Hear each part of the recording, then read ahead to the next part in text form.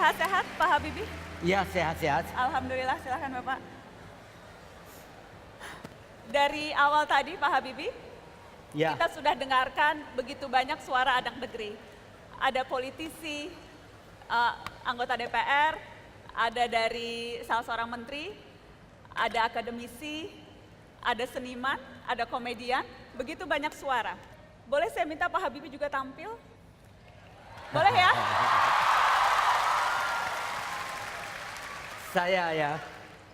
saya akan membacakan suatu puisi yang itu untuk Anda semua. Padamu, Ibu Pertiwi. Padamu pahlawan. Padamu pejuang, dikenal maupun tidak dikenal. Terimalah persembahan kami, generasi penerus karya kami, teknologi canggih, umat manusia. Kami kuasai, kami miliki, kami kembangkan, kami kendalikan. Mandiri untukmu, Ibu Pertiwi.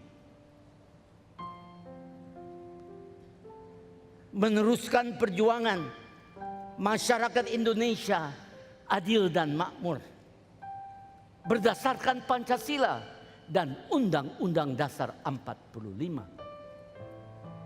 Pembangunan berkesinambungan dengan semangat, tekad, tak mengenal lelah, tak mengenal menyerah. Semangatmu, pahlawan pejuang bangsa di bumi Indonesia, di alam baka, kami lanjutkan sepanjang masa. Itu adalah kalian.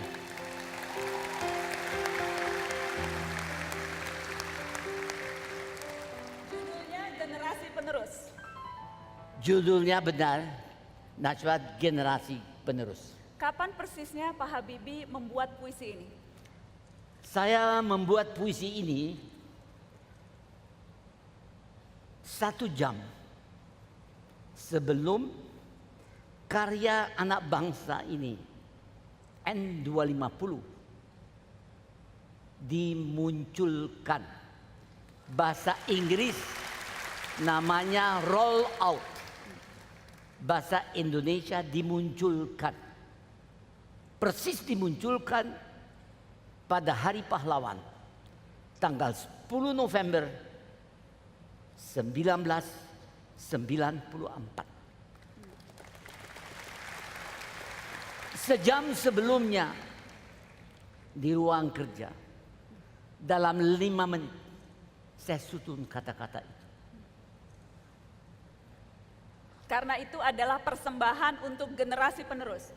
Karena itu ada pernyataan bahwa generasi penerus yang tadi saya namakan anak dan cucu intelektual. Eyang-eyangmu, Pak Habibie ini sudah 79, tahun depan 80. Jadi saya generasi eyang-eyang Anda atau bapak Anda. Jadi wajar atas nama mereka semua, seperti tiap eyang dan tiap bapak selalu mendoakan agar supaya keturunannya, anak dan cucunya, kehidupannya lebih baik, tentram dari dirinya.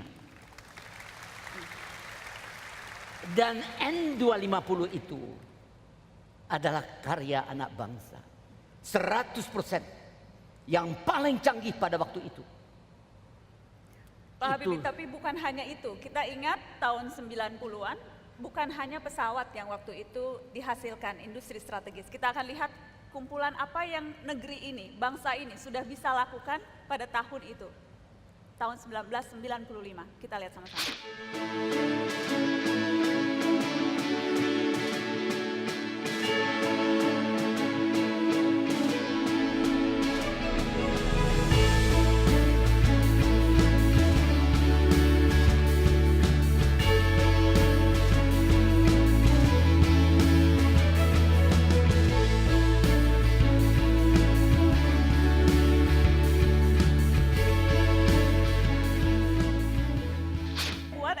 Iya. Ini semua kita yang buat. Semua 20 kita tahun buat, yang lalu kita yang 100%. buat. Itu semua kita buat. Kita rekayasa, kita membuatnya, bajanya pun kita buat di Krakatau Steel. Jadi memang itu suatu bukti bahwa Anda semua ini sama seperti orang Jerman, sama seperti orang Tiongkok, atau sama seperti orang Jepang. Sama, tidak ada bedanya dalam menguasai atau penguasaan ilmu pengetahuan dan teknologi dalam bidang apa saja. Karena itu dengan terbang perdananya N250 sepanjang masa bangsa ini mengenang sebagai kebangkitan teknologi nasional. Pak Habibie, itu 20 tahun yang lalu. Apa yang terjadi sekarang? Apakah yang penting kita bisa bilang dulu sudah pernah buat, dulu pernah berjaya. Kata pernah saja sudah cukup? Tidak. Karena kita membuatnya itu tidak untuk memperlihatkan bahwa kita buat kapal terbang. Tapi dapatkah Anda bayangkan bangsa ini bisa mempertahankan pertumbuhan ekonominya tanpa memanfaatkan hasil produk teknologi canggih? Tidak mungkin deh. Saya mau cerita sedikit.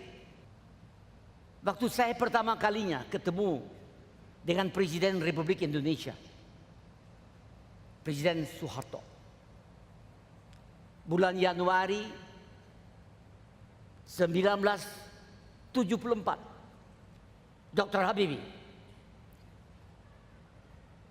saya sudah menentukan dia bahwa Anda akan mempersiapkan bangsa ini tinggal landas memasuki abad yang akan datang.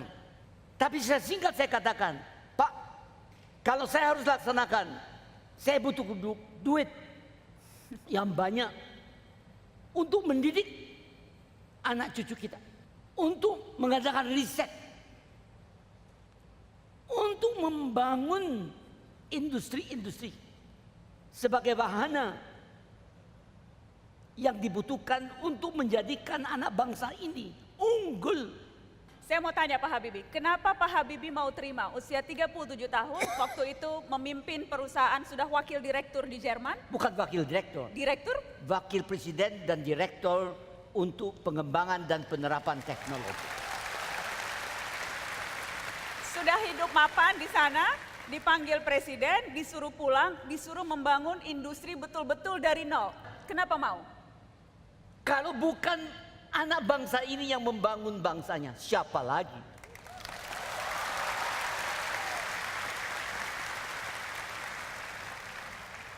Siapa lagi? Saya dan Najwa dan siapa saja di sini. Anda tidak Anda jikalau di belakangnya tidak ada jiwa juang dari keluarga-keluarga bangsamu sendiri. Kita tidak bisa mengkhianati. Harapan mereka satu adalah pada SDM. Tadi saya ikuti sajak-sajak, jiwanya sama. Seperti apa jiwanya, Eyang? Jiwanya tidak mau kalah dan tidak mau lelah. Selalu berada di ujung tombak, melaksanakan perubahan. Karena perubahan itulah yang hanya bisa memberikan kesejahteraan. Tapi mengandung risiko. Risiko itu harus diperhitungkan. Berhenti rebutan kekuasaan, berhenti rebutan kepentingan. Jangan sampai nasibnya seperti PSSI.